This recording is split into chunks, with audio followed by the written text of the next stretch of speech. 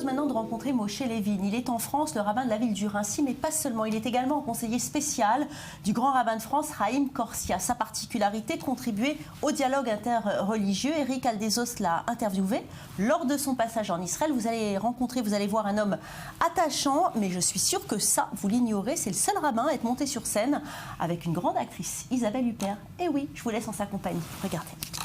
Je suis né à Strasbourg, une belle communauté, département concordataire, et il y avait un rabbin qui était le grand rabbin du Bas-Rhin, qui était Abraham Dutch. Et lui était assez proche de ma famille, et peut-être qu'il a décelé en moi une volonté d'enseigner, de transmettre. Il m'a beaucoup encouragé à aller à l'école rabbinique, mais il m'a demandé auparavant d'aller dans d'une yeshiva. Quand on finit l'école rabbinique, on a cette obligation de 3 années en province. Je suis allé 6 ans dans la communauté de Besançon, tout simplement parce qu'un rabbin à Paris ne fait pas du tout pareil qu'en province. Le rabbin doit tout faire. Donc, il m'est arrivé d'organiser des camps de ski parce qu'il y avait cette nécessité et parce que les enfants n'avaient pas d'autres possibilités. J'allais dans les écoles d'infirmières enseigner, j'allais dans l'école d'hôtellerie. C'est là, entre guillemets, qu'on fait ses armes. Au séminaire israélite de France, sur 5 années d'études, il n'y a pas un cours sur les autres religions. Ce qui fait que les rabbins sont quelquefois, n'ont pas les éléments pour parler lorsqu'ils sont placés dans des villes, souvent face à un évêque. On a monté un programme avec 3 modules, religion et institution, religion et culture, religion et management. On a mixé 5 imams, 5 rabbins, 5 prêtres, etc. Et qu'on a mis ensemble, c'est 35 personnes. Et on a demandé à Sciences Po Paris de porter ce programme qui s'appelle Emouna. Et on a de très très bons résultats. Et je pense que là, on donne des outils à ceux qui partiront et peut-être qui pourront travailler ensemble et peut-être une plus grande conscience de la nécessité de l'interreligieux de pouvoir mieux fonctionner dans leur ville.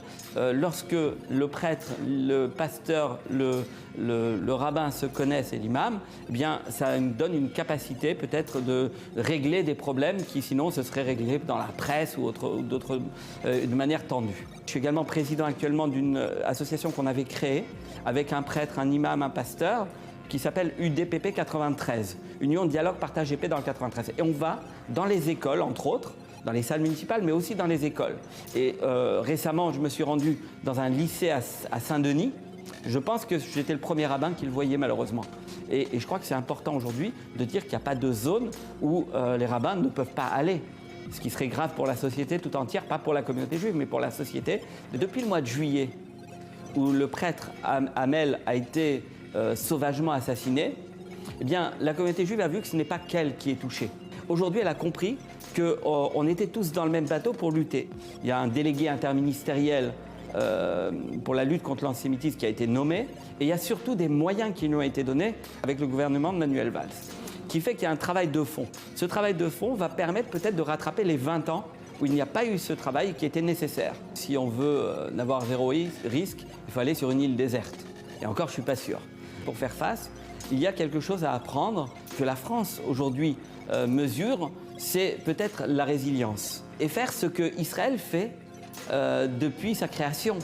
De faire avec, d'être capable de gérer cette angoisse sans que ce soit une angoisse permanente. Action. Libre arbitre. Les deux. France et Israël avec une grande affection.